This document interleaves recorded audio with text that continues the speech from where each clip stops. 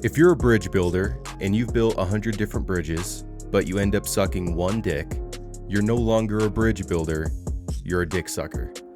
Now, if you suck 100 dicks and build one bridge, you might just be the New York Football Giants.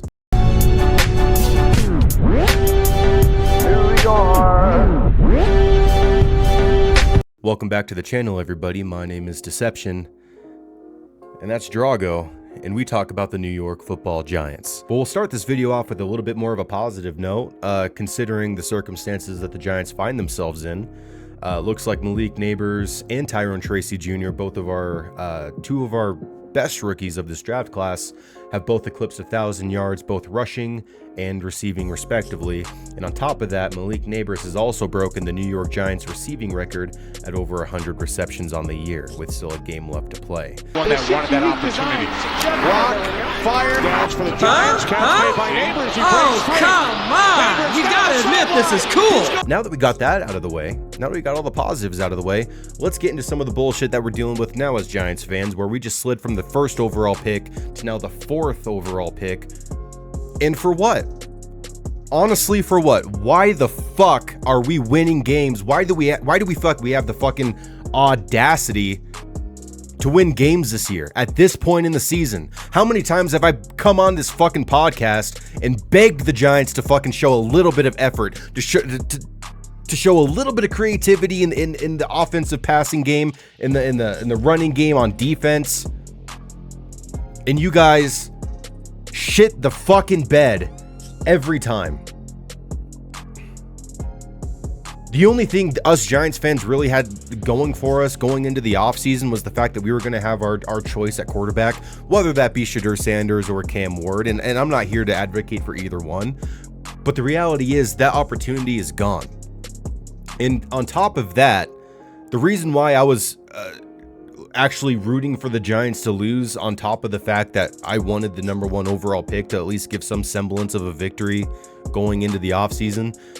And let's make one thing clear, there is no moral victories in the NFL. So the fact that you went out there, and even though the fact that you went out and scored 45 points, it means nothing. It's pointless for you guys to do that, and all you're doing is hurting yourselves. Because winning this game isn't some kind of morale boost that this team is going to carry into the next year. We realized that watching what happened week 1 of this year, even though we finished strong last year, thinking, oh, we won those games and we won ourselves out of contention for like a Drake May, Caleb Williams, or Jaden Daniels. But at least we were going into next year with some positive momentum. We'll bring in a number 1 wide receiver. We'll bring back DJ and sign a competent backup to replace him if necessary. None of that seemed to pan out, I should say. And I wanted the Giants to lose, like I was saying previously, because of the number 1 draft pick, but also because I wanted this regime to have the ringing in their ears from the fan base being so loud that these guys need to go.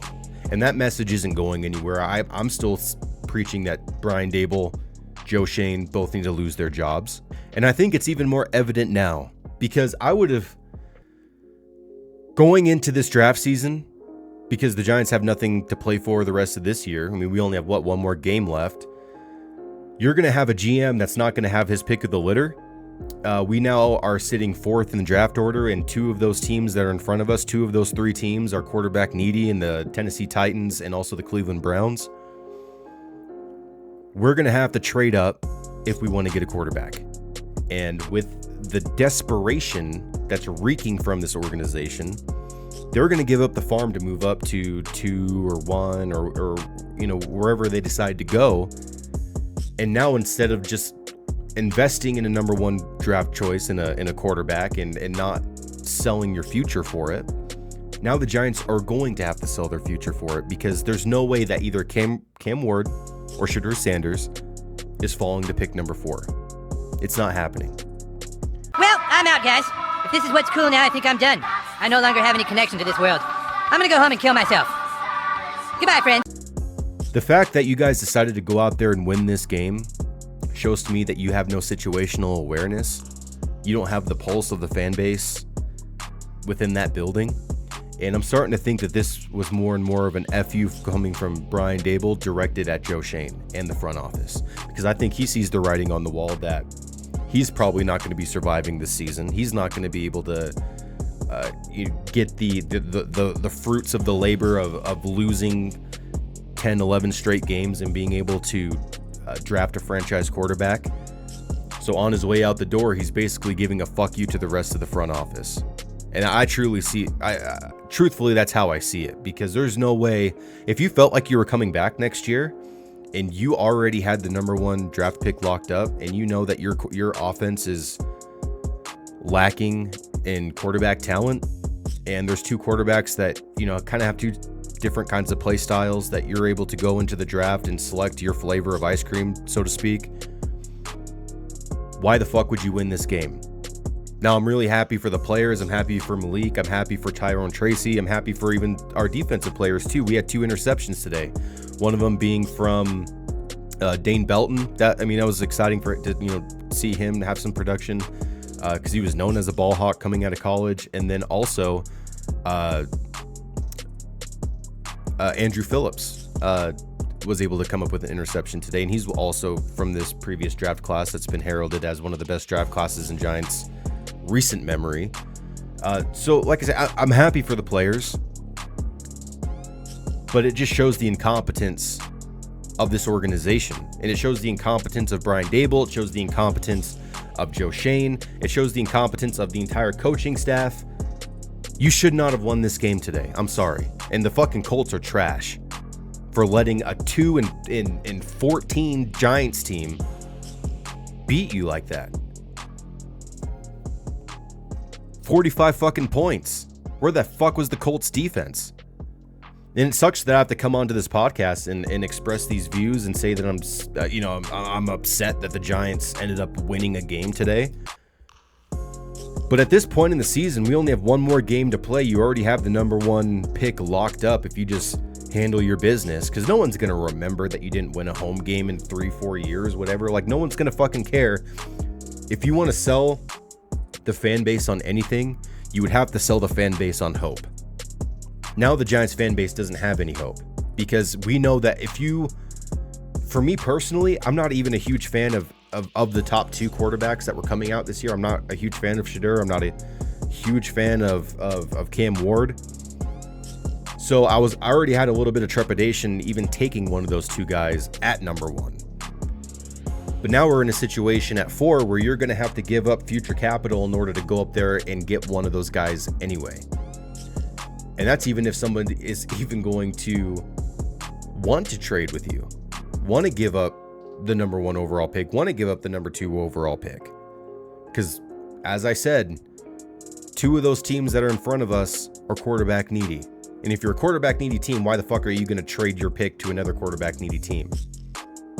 So, looks like some of the Giants' options right now is, like a Jalen Milroe, a Carson Beck, a Jackson Dart, and none of those guys do it for me either. I think you probably could draft someone like a Milroe and, say if you can get him in like maybe the 2nd round and maybe have him sit for a year plus, or have him be a developmental guy. But the Giants just have no idea what they're doing. They don't have a plan. Do you have a plan, and can you tell us what it is? I'd run it as good as it can be run. So just a yes or no, you still do not have a plan? I have concepts of a plan. Idea what they're doing. They don't have a plan. If they had a plan, if I believed them that they had a plan and they're saying trust the process would be to suck it this year, be total trash this year. I don't think that was necessarily the plan going into the season, but I think that's what it divulged into. Turned into a tank job. But now you just totally betrayed that whole ideology, that mindset, in order for a meaningless win. A win that actively hurt you. It's the equivalent of your dad leaving when you're a toddler to, never coming back from his grocery run to go get cigarettes and then showing up on your 18th birthday. Like, motherfucker, like, why are you showing up now? Why the fuck are you guys doing this now? I could have used you literally my entire life, and then now you're deciding to show up. The Giants are not only a dumpster fire, they're fucking retarded. Because what the fuck do we do from here? Because I'm not taking one of those. If it's not one of those top 2 quarterbacks, I'm not taking another quarterback at 4. You can miss me with that. So either we're gonna get a corner. I don't know if there's like the defensive lineman, an offensive lineman, what have you. The Giants have now royally fucked themselves. And there's not really a way out of it unless over this last game the teams that we need to win, and the teams that we need to lose. But aside from that, right now it's looking like the Giants are sitting at 4th on the draft board, and other than being happy for the individual players on the team, like I was watching videos of Malik Neighbors showing up to games in a black number 2 fucking jersey. Like, the signs were written on the wall that the Giants were going to go out there and get Shadur Sanders at number 1 if that's what the record was at the end of the year. And it looks like Malik was an advocate for the Giants to go get Shadur. But now you just fucked the whole team. You just fucked yourself, because now you're not going to have a quarterback. Because how the hell are we going to get one? Because I really doubt that the Titans are going to trade with us. I doubt that the Browns are going to trade with us. I don't think the Patriots are going to trade with us, even though they already haven't. They're not going to be getting a quarterback. They already have Drake May. But it's like the Giants can't even tank right. You can't even lose right. You can't even suck right. Everything has to be like I've said this in many a video throughout this whole year. It's like pulling teeth watching this team. The moment you get excited for one aspect, the moment I finally gave up on the idea of the Giants, once they were mathematically eliminated from the playoffs and there was no way we were going to reach that, and I just kind of resigned myself to, okay, well, if anything, I don't believe in Brian Dable. I don't believe in Joe Shane. Let's do what we can. Let's look so bad. Let's go on such a long losing streak that the ownership has no choice but to fire this regime and bring in fresh minds. Okay, as much as I don't like that mindset, as much as I don't want to be that kind of a fan, I literally have no choice, because if I want any kind of change has to be drastic, and that's a drastic solution. But right at the fucking finish line, just like Daniel Jones tripping in that Eagles game his rookie year, the Giants can't see anything through. They can't see the tank through. They can't see winning through. As soon as we make it to the playoffs, you're just going to get blown out in the playoffs.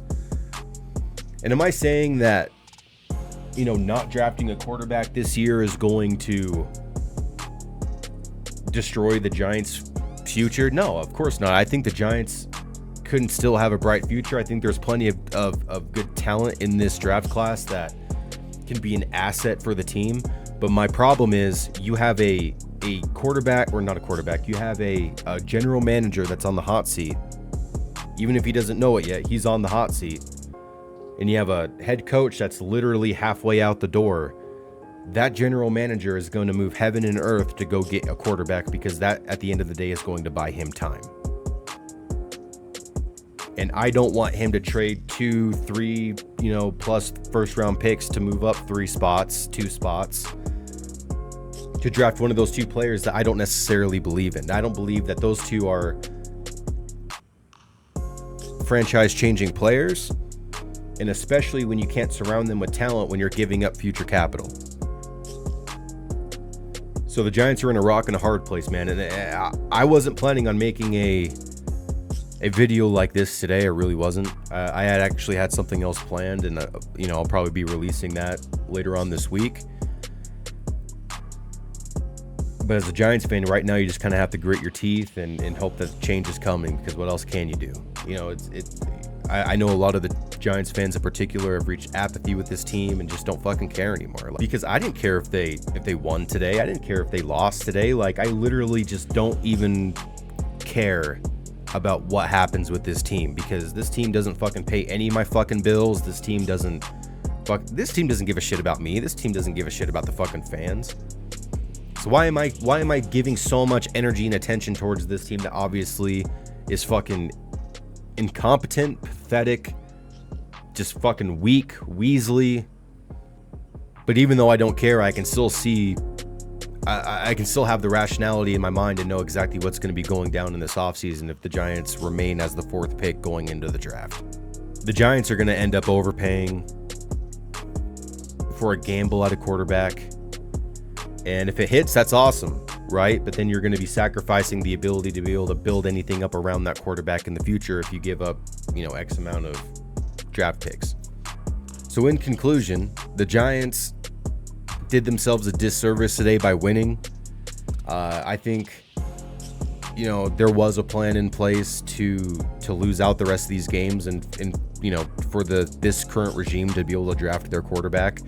I feel like Brian Daboll may have found out that he wasn't a part of those future plans, and as an FU leaving the building, he ended up winning this game just so that Joe Shane, in the future quarterback of the Giants, wouldn't be able to easily go up and just get whatever quarterback they wanted, and they would have to essentially sell their soul for it. But anyways, guys, I appreciate everybody stopping in, checking out the channel. If you're new, go down below, leave a like, subscribe, leave me a comment, and let me guys know what you guys are the most frustrated with about the Giants.